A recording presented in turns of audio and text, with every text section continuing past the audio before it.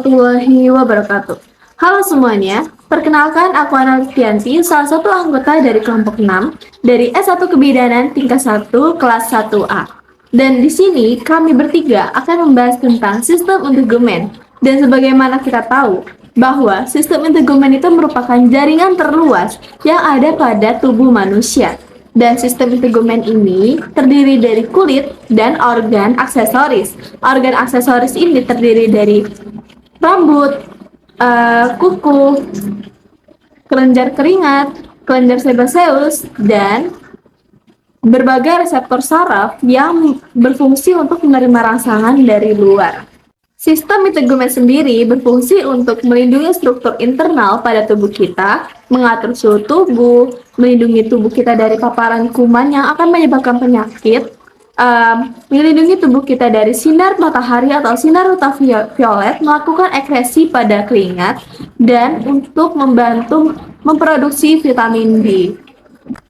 Dan pada kesempatan kali ini, kita akan membahas tentang kulit. Dan kulit ini terdiri dari 3 lapisan. Lapisan utamanya yaitu epidermis, dermis, dan hipodermis atau lapisan subkutan.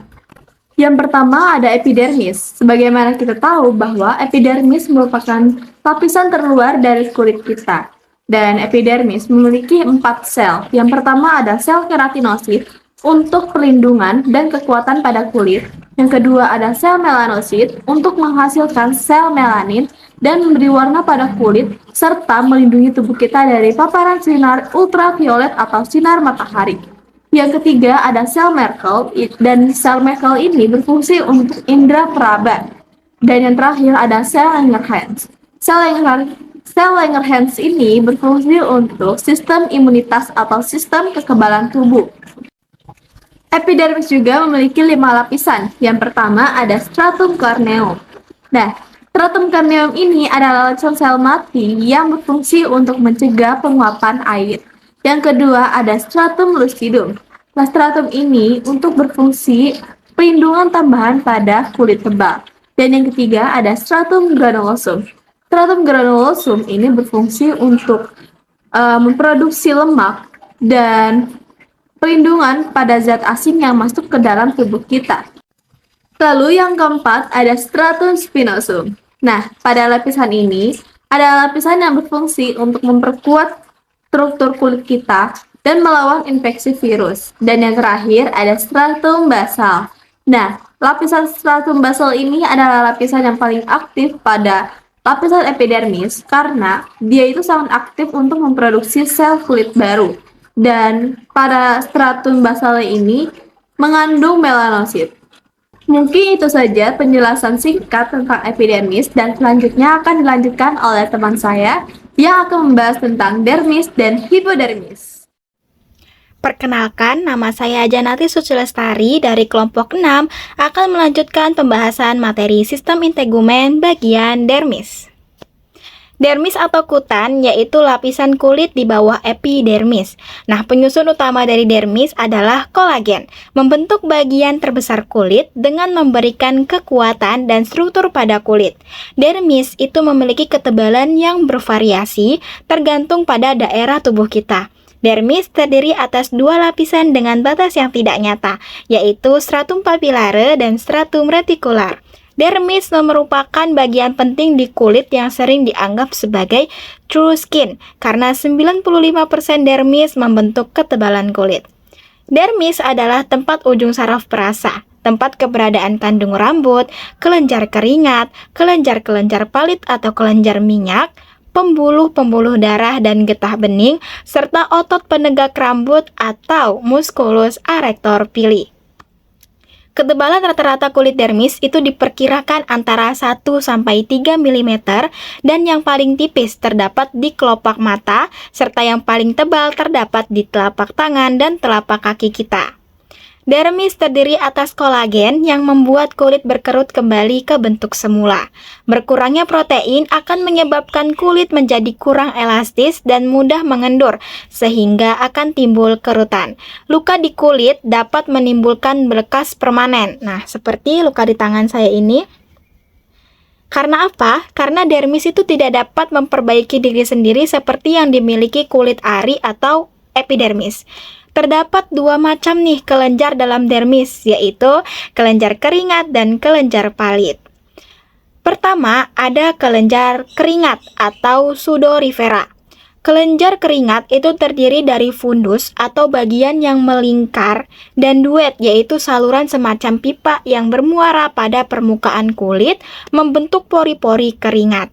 Kelenjar keringat mengatur suhu badan dan membantu membuang sisa-sisa pencernaan dari tubuh.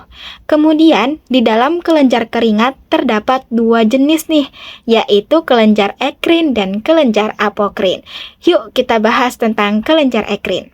Kelenjar ini berbentuk ramping bergulung-gulung dan salurannya itu bermuara langsung pada permukaan kulit yang tidak ada rambutnya. Bertugas untuk mensekresikan cairan jernih, yaitu keringat yang mengandung sekitar 95-97% air dan beberapa mineral seperti garam, sodium klorida, granula minyak, glusida, dan metabolisme seluler. Kelenjar ekrin terdapat di seluruh kulit, mulai dari telapak tangan dan telapak kaki sampai ke kulit kepala. Jumlahnya di seluruh badan sekitar 2 juta dan menghasilkan 14 liter keringat dalam waktu 24 jam pada orang dewasa. Jenis kedua dari kelenjar keringat adalah kelenjar apokrin. Kelenjar keringat ini hanya terdapat di daerah ketiak, puting susu, pusar, daerah kelamin, dan daerah sekitar dubur atau anogenital, menghasilkan cairan yang agak kental berwarna keputih-putihan serta berbau khas pada setiap orang. Karena sel kelenjar ini mudah rusak dan sifatnya alkali sehingga dapat menimbulkan bau. Kelenjar keringat apokrin jumlahnya tidak terlalu banyak dan hanya sedikit cairan yang disekresikan dari kelenjar ini. Kelenjar apokrin akan mulai aktif setelah memasuki usia akil balik dan aktivitas kelenjar ini dipengaruhi oleh hormon. Terakhir, kelenjar yang kedua dari lapisan dermis adalah kelenjar palit atau sebasea. Kelenjar ini terdapat di kulit kepala dan menghasilkan minyak untuk melumasi rambut dan kulit kepala. Pada umumnya, satu batang rambut itu hanya mempunyai satu kelenjar palit yang bermuara di saluran folikel rambut. Nah, pada kebotakan orang dewasa itu ditemukan nih bahwa kelenjar palit atau kelenjar sebasea akan membesar, sedangkan folikel rambutnya akan mengecil. Kelenjar ini membentuk sebum atau urap kulit terkecuali pada telapak tangan dan telapak kaki kita. Kelenjar palit terdapat di semua bagian tubuh, terutama pada bagian muka, pada kulit badan, termasuk pada bagian wajah kita. Nah, jika produksi minyak dari kelenjar palit atau kelenjar sebasea ini berlebihan, maka kulit akan lebih berminyak sehingga menyebabkan timbulnya jerawat. Teman-teman, adapun di dalam lapisan dermis kita itu terdapat beberapa reseptor kulit. Yang pertama, ada ujung saraf bebas untuk reseptor nyeri.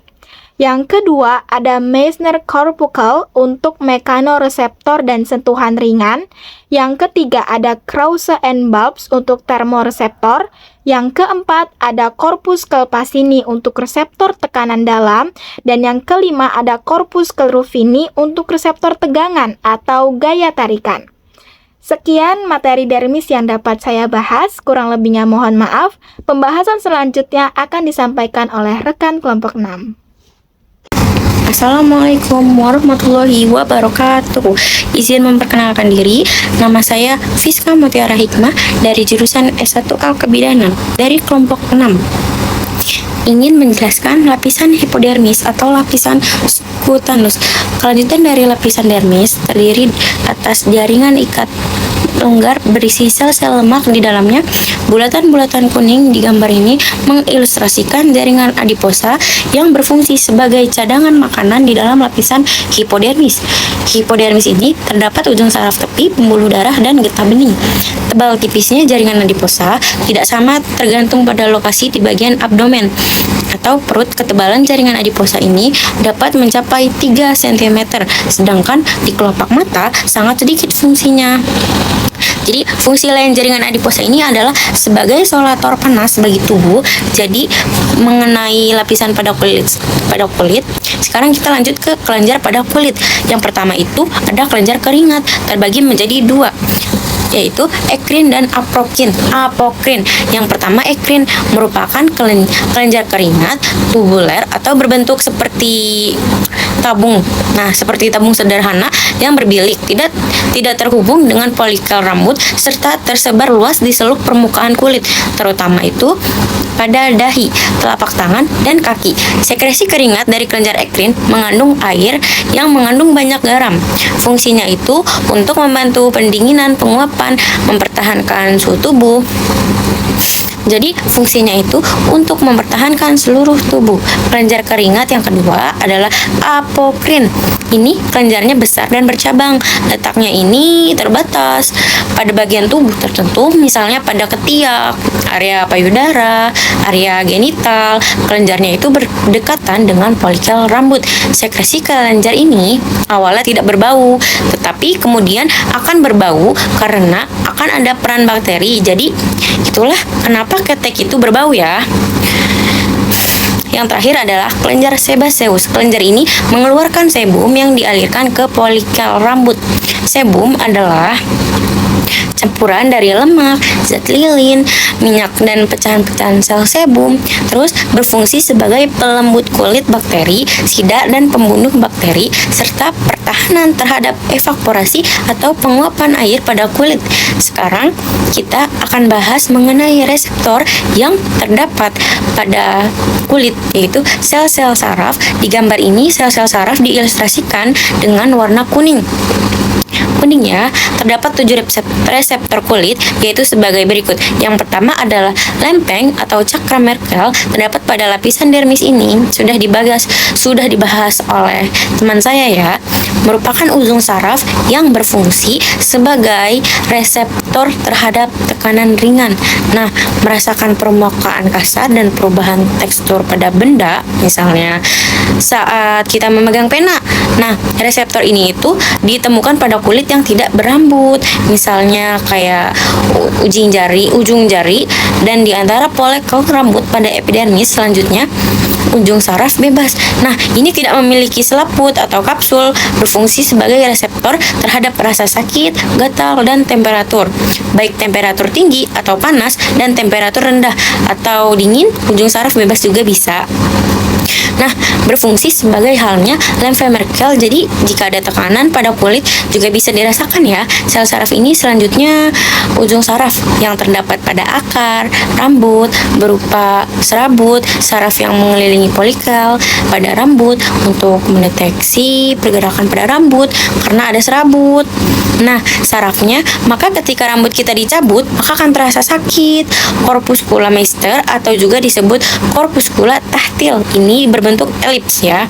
Terdapat pada lapisan dermis yang dekat dengan lapisan epidermis. Berfungsi untuk mendeteksi sentuhan ringan, getaran ringan, tekanan ringan, dan adanya kulit melipat atau adanya pergerakan. Selanjutnya, corpuscula placini berbentuk oval besar. Seks sarafnya terletak dalam strukturnya seperti kapsul, terdapat pada bagian kulit, yaitu pada lapisan retikular dermis atau hipodermis, berfungsi untuk mendeteksi sentuhan kuat, tekanan, dan getaran. Selanjutnya, corpuscula krause, ujung sarafnya memiliki selaput atau kapsul yang mendeteksi tekanan, sentuhan, kesadaran, posisi, dan gerakan. Dan yang terakhir adalah corpuscula ruffini. Ini juga memiliki selaput atau kapsul, berfungsi sebagai reseptor tekanan dan tegangan di sekitar jaringan ikat.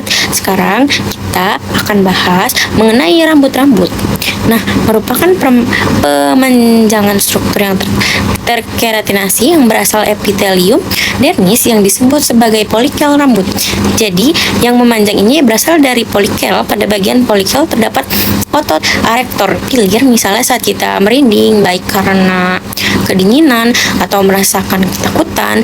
Warna, ukuran, bentuk, dan teksturnya rambut bervariasi berdasarkan umur, genetik, dan bagian tubuh. Hampir semua bagian kulit pada tubuh memiliki rambut kecuali telapak tangan, telapak kaki, bibir, ujung penis, klitoris, dan labio minora.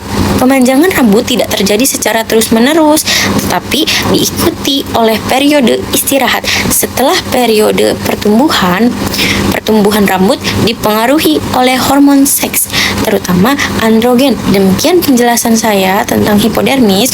Bila ada kesalahan, mohon dimaafkan. Wassalamualaikum warahmatullahi wabarakatuh.